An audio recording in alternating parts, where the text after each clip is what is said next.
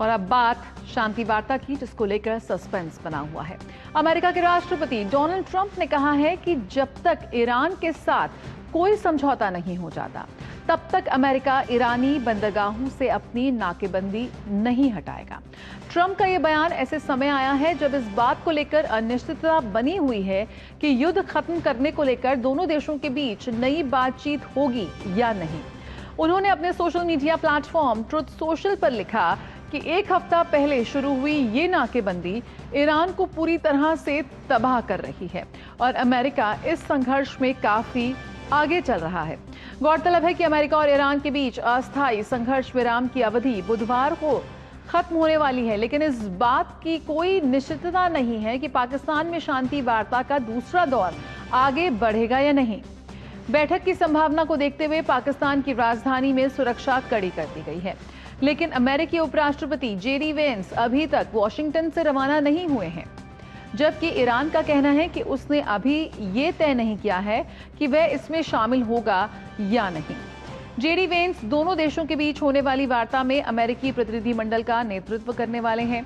अमेरिकी central command के अनुसार जब से नाकेबंदी शुरू हुई है, अमेरिकी सेना ने 27 जहाजों को वापस लौटने या किसी ईरानी बंदरगाह पर जाने का निर्देश दिया है। अमेरिका ने इस संघर्ष के दौरान पहली बार ईरान का झंडा लगे एक मालवाहक जहाज को भी रोका और जब्त कर लिया। इस जहाज ने रविवार को नाकेबंदी को पार करने की कोशिश की थी। सेंटकॉम द्वारा साझा किए गए वीडियो में कथित तौर पर यह दिखाया गया है कि जहाज पर सैनिकों के उतरने से पहले उसे चेतावनी दी गई थी।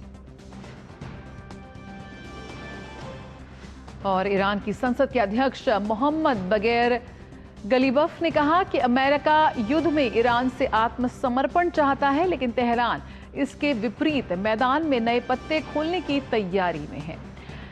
गलीबफ ने आज तड़के एक्स पर एक पोस्ट में कहा कि हम धमकियों के साए में बातचीत स्वीकार नहीं करते। उन्होंने कहा कि अमेरिका ईरान से आत्मसमर्पण चाहता है, लेकिन तेहरान युद्ध के मैदान में नए पत्ते खोलने की तैयारी कर रहा है। अमेरिका के राष्ट्रपति डोनाल्ड ट्रंप ने कहा था कि अमेरिकी उपराष्ट्रपति जेडी वेंस, उनके दामाद जेरेड कुशनर और दूत स्टीव विटकॉफ सोमवार को इस्लामाबाद जाएंगे, जहां पाकिस्तानी अधिकारी वार्ता की तैयारी कर रहे हैं। लेकिन ईरान ने अमेरिका के साथ दूसरे दौर की वार्ता के लिए कोई प्रतिबद्धता नहीं जताई, जिसके बाद वेंस का काफिला व्हाइट हाउस में देखा गया। ट्रंप ने कहा कि बुधवार को युद्ध विराम समाप्त हो रहा है और वे इसे बढ़ाने के इच्छुक नहीं हैं।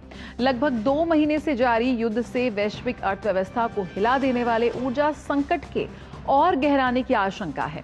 इस बीच इजराइल और लेबनान ने कहा कि वे बृहस्पतिवार को वॉशिंगटन में अगले दौर की वार्ता करेंगे, जो दशकों में उनकी पहली सीधी राजनयिक वार्ता है।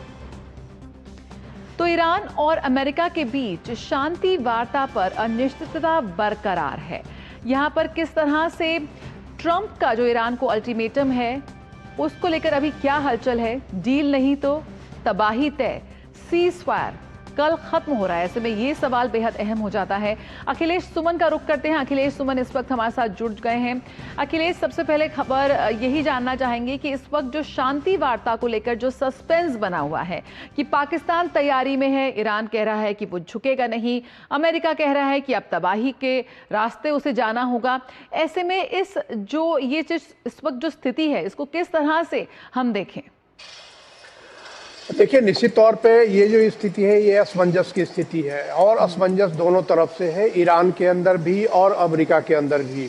अमेरिका का जो बॉटम लाइन है वो है कि न्यूक्लियर जो प्रोसेस मटेरियल है ईरान को वो देना पड़ेगा, लेकिन साथ साथ डोनाल्ड ट्रंप ने यह भी बयान दिया है कि वो उसे निकालना बहुत मुश्किल काम है, काफ़ी कठिन काम है, तो उसमें वो ईरान का सहयोग चाहते हैं।